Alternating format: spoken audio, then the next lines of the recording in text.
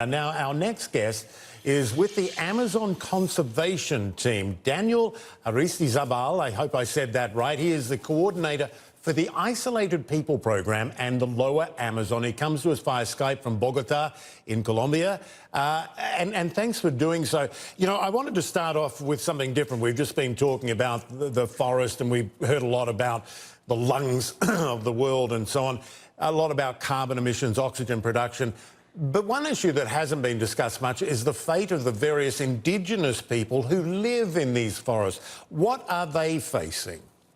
That's right, Michael. Well, something that's really interesting is when you look at the forest fires, most of them are around indigenous territories. So these are fires that have not been created by the people that are living there, but they are the ones who are suffering all the effects directly of these forest fires.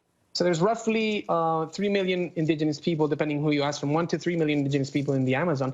And they are in the first line of defense combating these forest fires because they don't have official help from government authorities because they were cut down. The budget was cut down up to 20 to 30%. So they're all alone facing these threats. We're talking about 400 different indigenous groups, ethnicities that have been in the Amazon for over 11,000 years. And what are they doing when these fires are coming at them? So do we know? Well, it's hard to get information from on the ground because the communications have been lost. But people have different strategies, fleeing to places that are flooded, fleeing to places that are upper in the highlands, trying to control, clear-cutting other parts of the forest so that the actual fires don't keep going. And usually we say resguarding, like reserving themselves in their own reserves.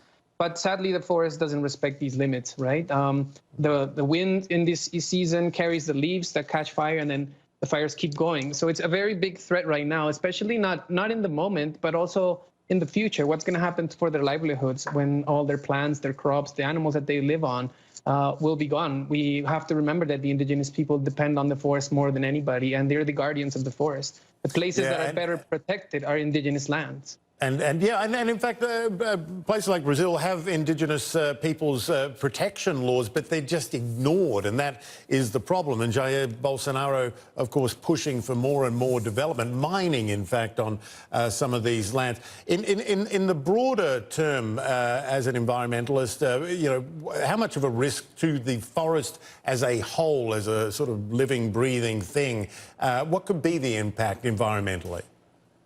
Well, there's several impacts. We've talked about the cultural and social impact, but it's also the livelihoods of 34 million people that depend on the Amazon forest directly. Yes, as you've probably heard, the Amazon, what it actually does is a big cycle of water. So it's like the heart of the world. A lot of people say it's the lungs of the planet, but we tend to think it's more like the heart of the world because it's pumping water and nutrients into the oceans, into the wind currents, and providing water to millions of people who live in South America, in the Andes, where it's the most populated cities, and down in the south. A lot of these winds will carry the pollution and the contaminants of CO2 levels into as far down as to Argentina and the Plata Basin, also obviously affecting climate change. Let's not forget that a lot of the nutrients that come from the Andes and the Amazon feed the microorganisms in the ocean that feed the fish we eat, the biodiversity that's there, and the oxygen that's created by these microorganisms in the oceans is what we're actually breathing today. It's all interconnected, isn't it? And I was reading just how important the Amazon rainforest is to the rain for all of South America. It creates the weather and the rain that then, as you point out, is providing water all over the place. Now, I also wanted to sort of ask your reaction to how the world is reacting. I mean, $20 million from the G7, that ain't much. How important is it that there is a whole response to this? Because you know, you can't go into a place like Brazil and poor farmers or whatever and just say, stop, do something else.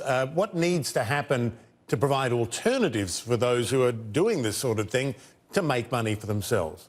This is something very important, and that's, again, why we have to listen to indigenous people. I mean, the ecology of the place, it's a mega-diverse forest. Mega-diverse means that you need to have mega-diverse solutions. You can't have monoculture or one type of crop or farming or cattle ranching and try to solve the economy with that because the ecosystem's not going to take it. You need to have different types of systems of production in the small scale, in the middle scale, and different types of crops because that actually will allow and enhance the forest So the problem is the economic model that we're thinking. We're still thinking with the lens of the 1800s, where we need to mass produce one product, which in this case is soy and cattle, and sell it in the market. So I think Bolsonaro needs to realize that he has a huge economic potential in the biggest forest in the world, and he's not using it accordingly. It's not the farmer's fault, it's the model's fault. But we need policies that support that, and that's why we need the backing of the international community. And hopefully this tipping point is not a tipping point for the ecosystem, but a tipping point for our mindsets on how we should use the forest in our favor and the world's favor. Well, I can only hope you're right. Daniel Aristizabal, thank you so much. Appreciate you joining us there in Colombia. Thank you, Michael.